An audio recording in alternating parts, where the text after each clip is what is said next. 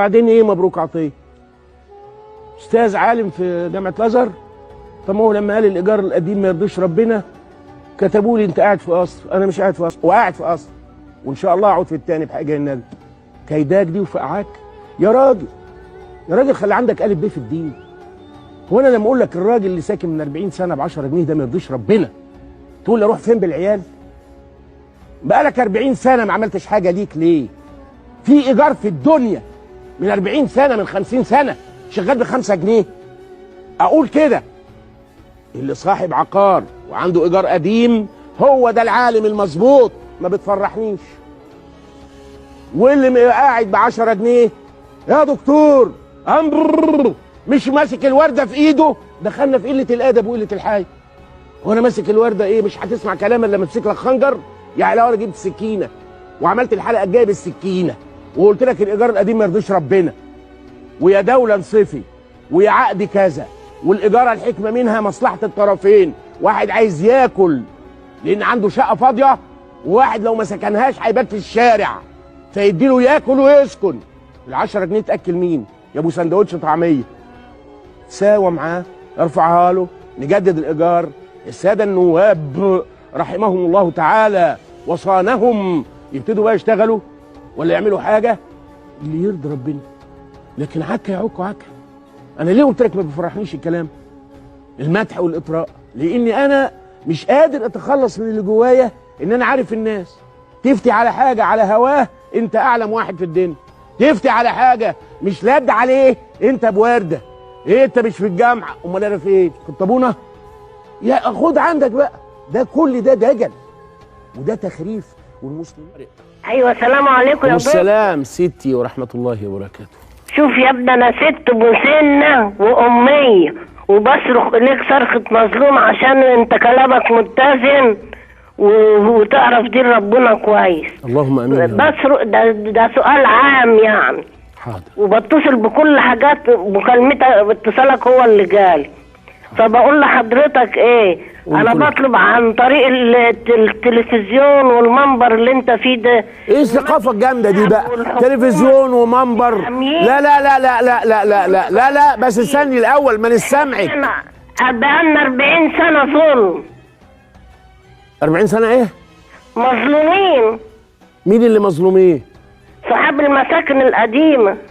الايه؟ المساكن القديمه. مكاسر بتاعت مين؟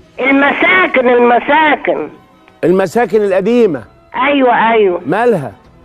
يعني يرضى ربنا تبقى شقه ب8 جنيه واللي فوقها واللي تحتها ب500 مثلا؟ ما هو انت بقى مش بتتابعينا يا حاج عشان احنا اتكلمنا في الكلام ده قبل كده. انا بقى زعلان منك دلوقتي. راحت طبعا. هي بتتكلم على قانون الايجار الجديد واحنا اتكلمنا عليه كتير قوي.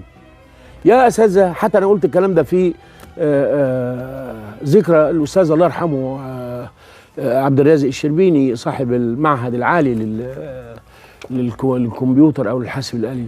ان الايجار اصل احنا في حاجات معلش ضيق الوقت والمودرن بقى ما حدش بيهتم بدقائق في العلم. يعني في حاجه اسمها الحكمه من مشروعيه الايجار.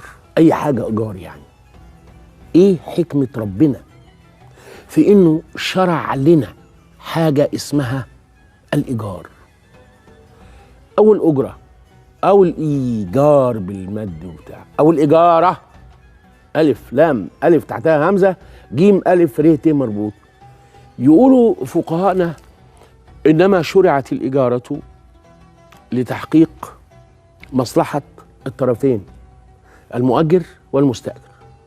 اللي هيأجر ده وعنده بيت مش عايزه. في واحد تاني معاه 4 قروش وما عندوش بيت، فيقوم يدي ال4 قروش للي عنده بيت يجيب بيهم كرشه ويلاقي بيت يلمه. اتحققت المصلحه. لما يعدي زمن مفتوح 20 30 زي الاخت اللي بتقول لك انا اميه ومنبرك والظاهر حد محفظها الكلام الكبير الشياشي ده. ده انت سياسيه كبيره ومتعلمه كبيره هو يا خالتي يعني كويس. فازاي تتحقق مصلحه واحد ب4 جنيه وفات عليها 40 سنه. ازاي؟ طيب ازاي بالراحه. فاحنا دايما بنهدم الف ب في الدين. هو الف ب في الاجاره تحقيق المصلحه بين الطرفين، دوسنا عليه بالجزمه. ما احنا بقينا في زمن الجزم دلوقتي، فدوسنا بالجزمه على ايه؟ على حكايه حكمه المشروعيه، وخلينا العقد من 60 سنه زي ما هو ينعل ابو ام التخين. احنا بالدراع يابا وبالقانون. القانون يتحرك ويعملها هو حتى كل سنه كذا في المية زياده، نسبه في المية او المثل، يعني اللي زيها بيتاجر بكام دلوقتي، والناس تتراحم بينها وبصوا تتحقق مصلحه الطرفين كما اراد الشرع او كما اراد الشارع. زي بعض الناس ما بيحلو لهم ان يعبروا. يلا مين؟